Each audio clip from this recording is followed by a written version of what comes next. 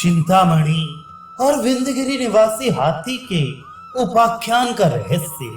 राजा शिखीध्वज ने कहा, देवपुत्र, आपने चिंतामणि की प्राप्ति तथा विंध्यगिरि निवासी गजराज के बंधन आदि का जो कथा प्रसंग मुझे सुनाया है, उसका स्पष्टीकरण कीजिए। देवपुत्र के रूप में चुड़ाला बोली, राजन, मैंने आपको जो विचित्र कथा सुनाई थी उसका रहस्य भी सुनिए। महीपति, उसमें जो वे शास्त्रार्थ कुशल किंतु तत्व ज्ञान में मूर्ख चिंतामणि का साधक बतलाया गया है, वह तो आप ही हैं। साधु, अकृत्रिम सर्वस्व त्याग को चिंतामणि समझिए, जो संपूर्ण दुखों का अंत करने वाली है। शुद्ध बुद्धि पूर्वक आप उसी का साधन कर रहे हैं, किंतु निष्पाप राजन, वास्तविक शुद्ध सर्व त्याग से ही सब कुछ प्राप्त किया जा सकता है, कृत्रिम त्याग से नहीं। यद्यपि आपने स्त्री पुत्र, धन दौलत और बंधु बांधवों सहित संपूर्ण राज्य का परित्याग कर दिया है और अपने देश से बहुत दूर आकर इस आश्रम में अपना निवास स्थान बनाया है, तथापि आपके इस सर्वस्व त्याग में अभी अहंकार का त्याग शेष रह गया है।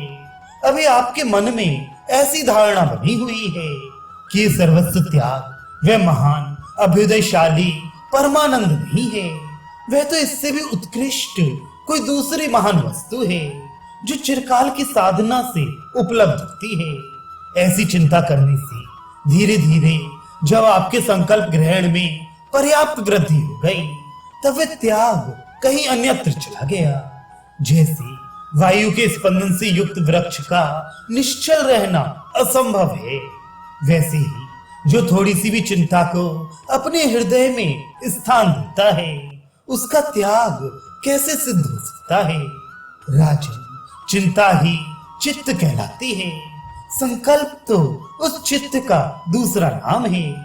भला उस चिंता के स्फुरित रहते हुए वस्तुतः चित्त का त्याग कैसे संभव है। साधु शिरोमणि, क्षण भर में ही त्रिलोकी के आधारभूत चित्त के चिंताग्रस्त हो जाने पर निरंजन सर्व त्याग की प्राप्ति कैसे हो सकती है। आपका प्राप्त किया हुआ चिंतामणि रूप त्याग अवहेलना कर देने से आपकी सारी उत्कृष्ट निश्चिंतता को लेकर चला गया।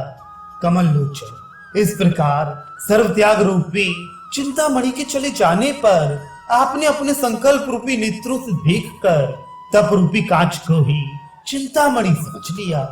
जैसे दृष्टि भ्रम हो जाने पर जल में प्रतिबिंबित चंद्रमा में वास्तविक चंद्रमा की भावना हो जाती है, वैसे ही आपने इस दुखभूत तपस्या में ही दृढ़ ग्राह्य भावना कर ली है।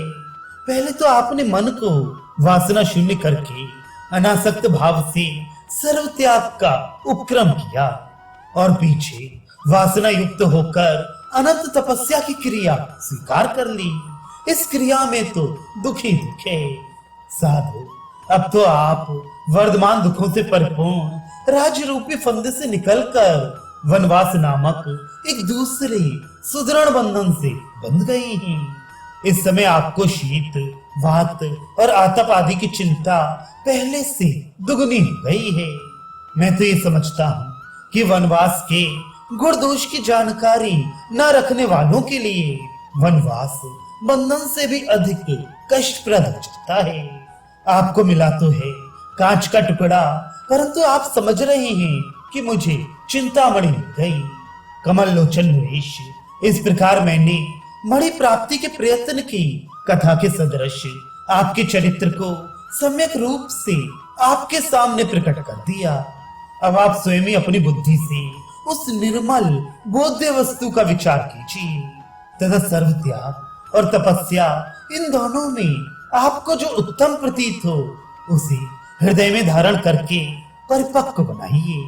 राजसी, अब आप पूर्ण तत्व बोध के लिए विंध्यगिरि निवासी गजेंद्र के वृत्तांत की व्याख्या सुनिए। वह बड़ी ही आश्चर्यजनक है। मैंने विंध्याचल के वन में निवास करने वाले जिस हाथी का वर्णन किया था, वही इस भूमि पर आप हैं। उसके जो 2 श्वेत वर्ण के दांत थे, वही आपके वैराग्य और विवेक हैं। हाथी को आक्रांत करने में तत्पर जो वह महावत था, वह आपका अज्ञान ही है जो आपको दुख दे रहा है।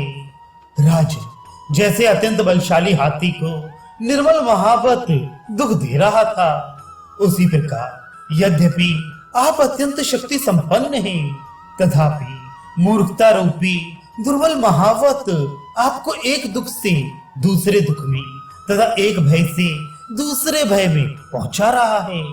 जिस वज्र सदृश सुदृढ़ लोह श्रृंखला से वह हाथी बांधा गया था, वह श्रृंखला आपका आशापाश है जिससे आप सिर से पैर तक बंधे हैं। राजर्षि, आशा लोह की जंजीर से भी बढ़कर भयंकर, विशाल और सुदृढ़ होती है, क्योंकि लोह तो काल पाकर पुराना होने पर नष्ट भी हो जाता है, परंतु आशा तृष्णा तो दिनों दिन बढ़ती ही चली जाती है।